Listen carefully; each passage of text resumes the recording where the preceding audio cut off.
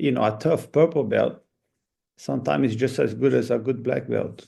It's very close. So it's you can very comfortably improve training with tough purple belts, like as much as you would with a black belt. Put a purple belt in your back, tell him to grab your collar, try to get out.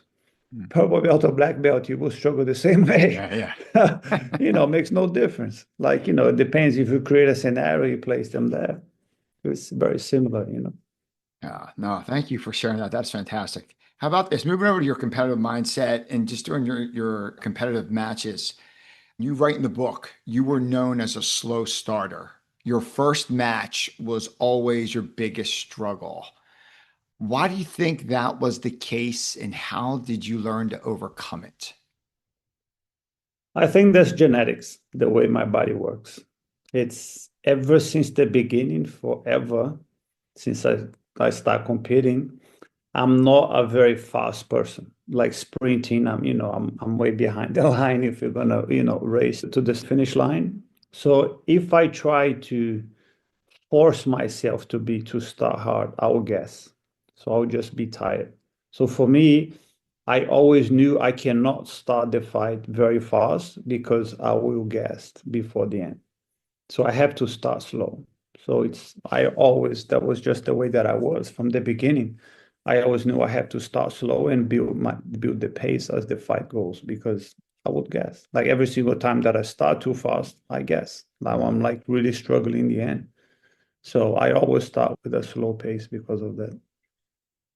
You also write, Hajar, that your style is not explosive, but a steady pace, like a constant steady pace, but not really explosive. Where did you develop the style from, and who do you think your biggest influence was to create this style that worked for you? I think that style I created myself, just like I said, because my body type.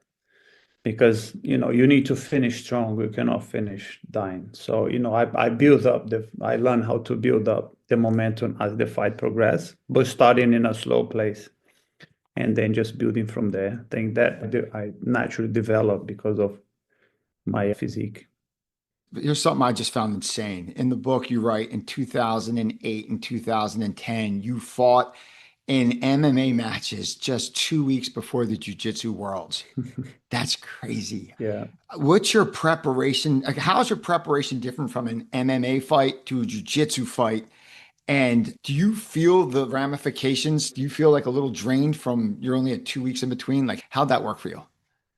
I felt drained, but mainly my biggest challenge, it was the muscles that you develop training with the gi, especially your grips Mhm. from nogi. So when I transitioned to compete after, I've just felt I didn't had the normal strength I did from training like for weeks with the gi.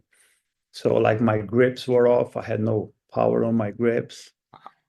And my body was a little bit fatigued because I've just, after like a fight, everything you want to kind of relax and slow down, and then suddenly you're putting yourself into a stress training again. But I didn't stop, so I just carry on with the pace I had.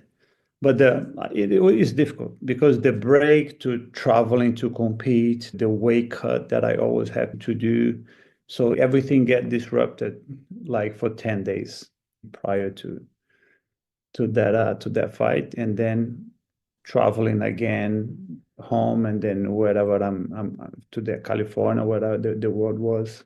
Mhm. So it was difficult. I have to say it was not easy, but it's yeah. At that point, I chose to carry on fighting jiu-jitsu. So I was actually the Worlds were the only tournament I was competing.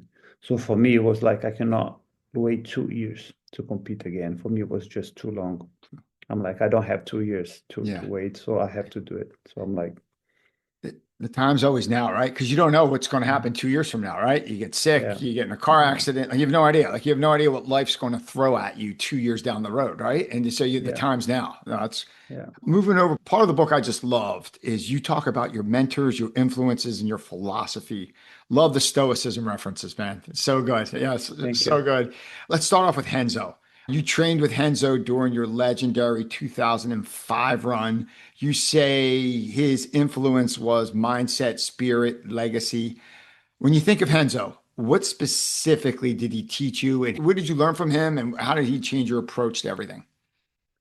I think apart from the technical side, which, of course, he helped me a lot also, but it's more his warrior spirit, the facing your challenges, like face head on, like when you're in a fight, like no fear, go in, you have to do it, like no challenge is big enough, no challenge is too big. So I think that fearless mentality, like head on to your challenges, go, you're going to win no matter what.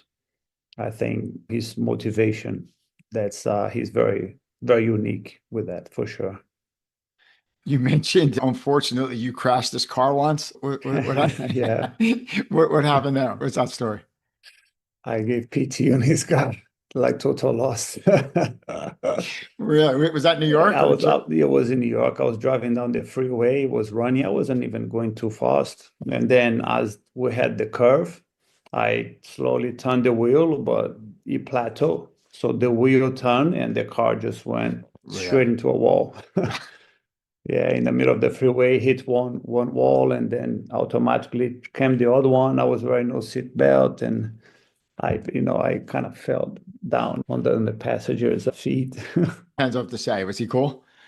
He was very cool. Go ahead. As always, yeah, he was like, I, he s- laughs and say, no problem, leave it there. Like, you know, that's Hanzo was being Hanzo, everything is fine. one of my favorite Henzo reels on Instagram is he's teaching a move and you're like the uke and he just said, hey, this guy was a fat little kid a couple years ago. And you're like, Henzo, just teach the move. Like he's telling a story about you growing up and you go, Henzo, just teach the move. No more stories. That's Yeah, good. when he teaches like half of the lesson, I mean, maybe two-thirds of the lesson is about the story. And then one third is about the actual technique. Dude, he's awesome. I never met him. I've been to the academy there in New York once. He just wasn't there when I was there, but that blue basement's epic, man. That's how Yeah, much time did Hanzo you is spend? How much time did you spend in the blue basement? a lot of time. I think since 2003, from the first ADCC, I used to almost like at least, I would say almost half of my year was that training, Wow. almost maybe a bit less, because then I start in all the nogi. I start doing that when my first few MMA fights, the first ones I had, I used to go there to train. So like for a good, I'll say 3 4 years, maybe five, I was there a lot, a few times a year for like a couple of weeks, for a couple of weeks at a time. How much time did you spend with Danaher? Was Gordon there at the time? Or you guys across? No, when the beginning, Danahan was not the Danahan that of today. Okay. He was one of the instructors in the academy. He Mhm. was like, of course, knowledgeable. But like, like 2003, 4, 5, he was just a normal instructor in the academy. It was like very early stages of his career. He was still developing his coaching skills. And I think later on, like the last maybe few times, definitely the last two times that I went to New York to train for MMA fight, like he helped me quite a lot on the training. But before like 2003, ADCC, 2005, even 2007, maybe, he wasn't part of the much of the teaching team. He wasn't the Danahan of Yeah. today. Today. He was John Danaher before John Danaher. Yeah. So I'm in Philly, and the I trained at Balance Studios, and with Lex Friedman. Lex Friedman was one of my old training partners back in the day. And anyway, I'm around 2009, just before 2010. I'm with a student who would travel back and forth to New York and take privates at Henzo's Academy.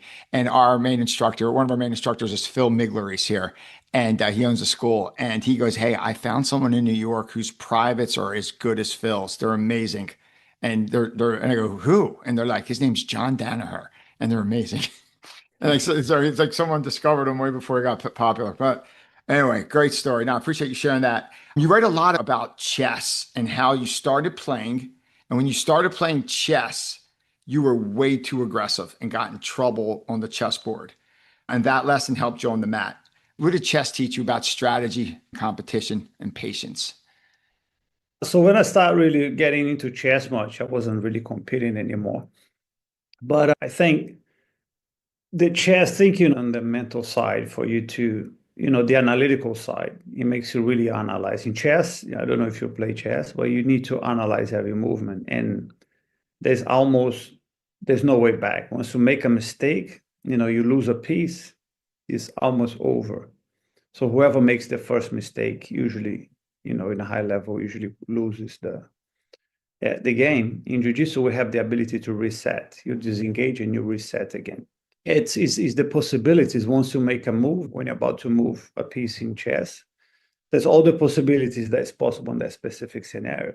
I think in Jiu-Jitsu, it's the same.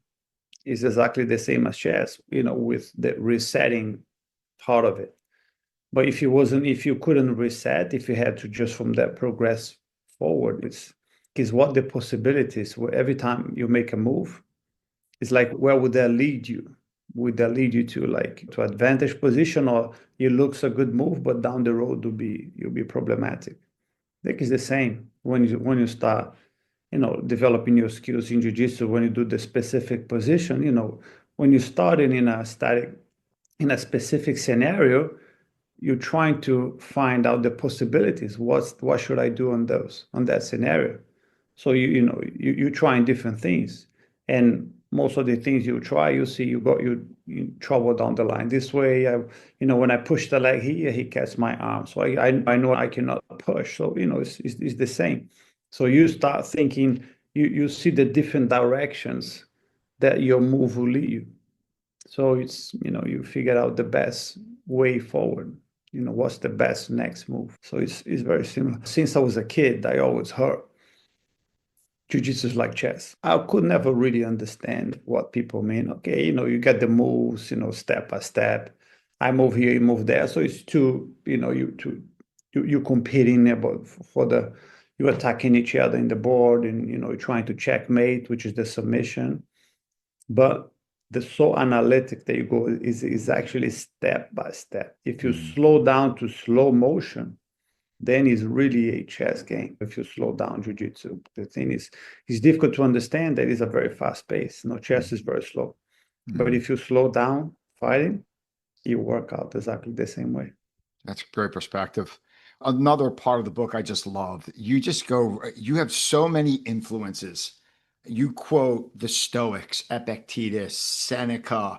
You've referenced Steve Jobs, Nelson Mandela, Nietzsche, Amor Fati, Winston Churchill, Julius Caesar. Awesome. It's just, you could tell you're a big reader, and you mentioned a lot of neuroscience research. Hajar, how much reading do you do, and how does philosophy shape your approach to martial arts and life? I think it helps. Philosophy is the mind side of it.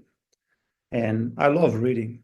I think, a lot of the times I don't watch TV. Okay, I do watch, but I think I love reading. I love reading a good story. I love read sometimes, fiction, mixed with reality, with facts.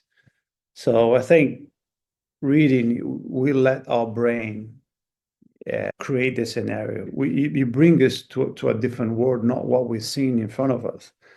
But it's by reading, we are creating the world of the letters, the book, into our brain. And I love that, and I think it's difficult to see the world with what we have around us. We need information of things that happen and things for us to make better decisions. I think it's good to be inspired by great figures of the past.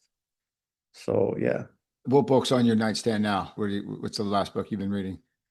What's the last book I was reading? I just read I finished a fiction book. Sometimes it's before sleep or when I travel, sometimes I read a fiction. Just finished reading Musashi for like the 5th time. Really? Musashi, really? Yeah, Miyamoto Musashi. The Five Ring book? No, they actually, his story. Oh, okay, really? Wow. Yeah. That's so great. The Five Rings book is just amazing. Yeah, the Five Ring is pretty good too.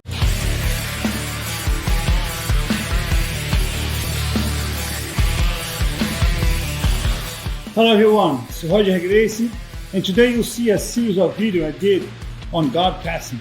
So I did a lot of different scenarios, different ways to open people's closed guard. I showed one of my favorites, a few others that I've been working on, and a few others that, regardless of size, anyone can use. And I did try to focus on my pressure pass. There's some other variations of guard pass, but I try to focus on pressure pass, which I think is extremely important